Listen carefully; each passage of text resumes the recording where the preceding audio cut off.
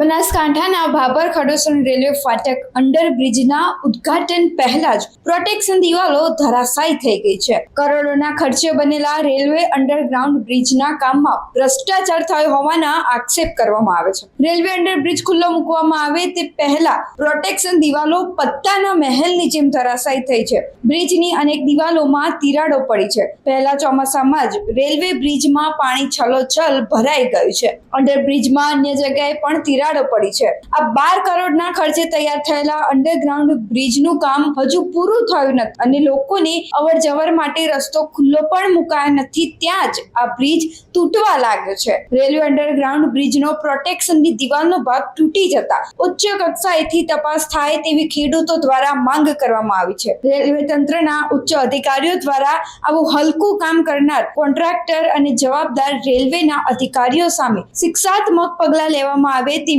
ઉગ્ર માંગ આ ખેડૂતો કરી રહ્યા છે.